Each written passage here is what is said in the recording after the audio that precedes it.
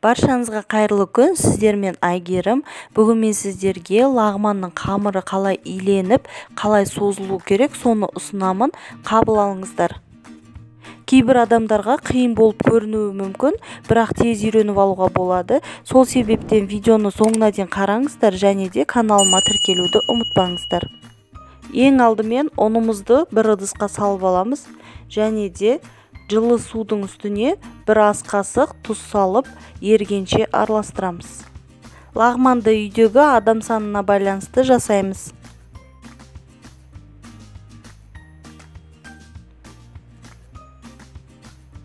Енді ұнның үстіне бір жұмыртқаны қосамыз. Енді осы ертілген тұзды суымызды құйып отырып қамыр илейміз. Қамырды жұмсақтау қылмай, керісінше қаттылау илеген дұрыс. Себебі егерде жұмсақ иленіп кетсе, ол кейін қамырымызды созған кезде созылмай жабысып қалады. Осылай суымыздың барлығын құйып аламыз да, енді қаттылау қылып қамыр илейміз.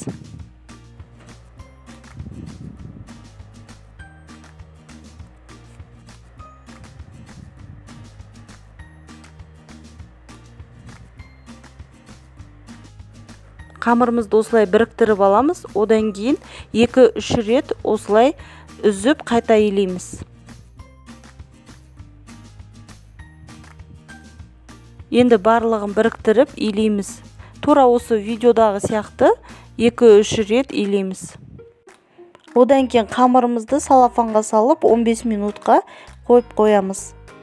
15 минуттан кейін салафаннан қамырымызды алып, тағы да 2 рет осылай қолымызбен үзіп қайтадан біріктіріп илейміз. Лағманның қамыры тура осылай илену керек, сол кезде созған кезде үзілмей біркелкі созылатын болады.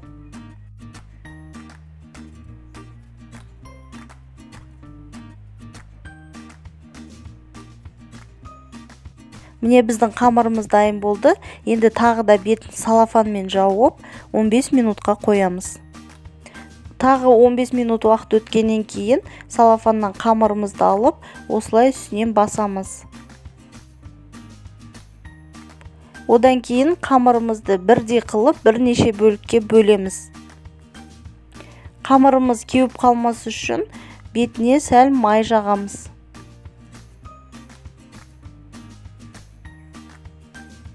Енді қолымызбен осы видеодағыдай созамыз.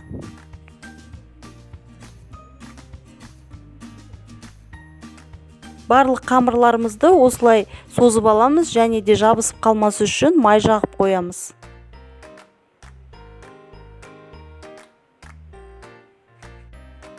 Енді қамырымызды екінші қайтара тағы да жіңішкелеу қылып созамыз.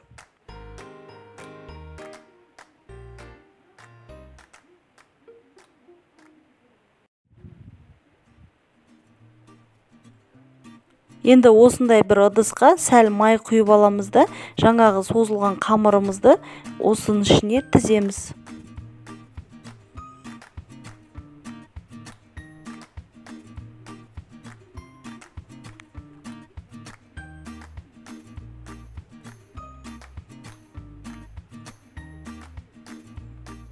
Тура осылай барлық қамырымызды біркелкі қылып созып аламыз да, осылай тізіп шығамыз. Әр қамырды тізген сайын міндетті түрде майлап отыру қажет, себебі жабысып қалады.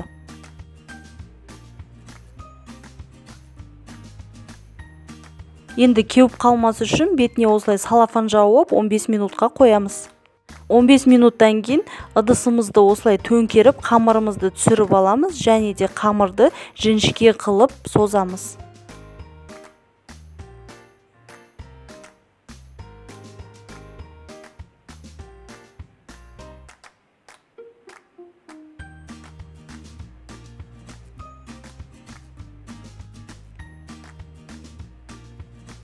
Тура осылай келесі қамырымызды да жіңішке қылып, біркелкі қылып созып аламыз. Енді созылған екі қамырымызды біріктіріп аламыз да, тура видеодағыдай созамыз.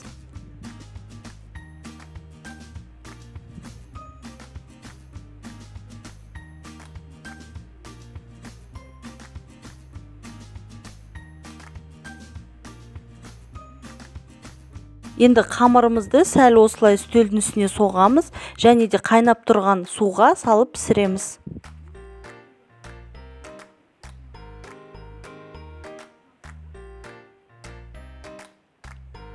Қамырды суда көп қайнатуға болмайды, езіліп кетеді. Осылай қайнағаннан кейін бір араластырып алып, сүзіп аламыз.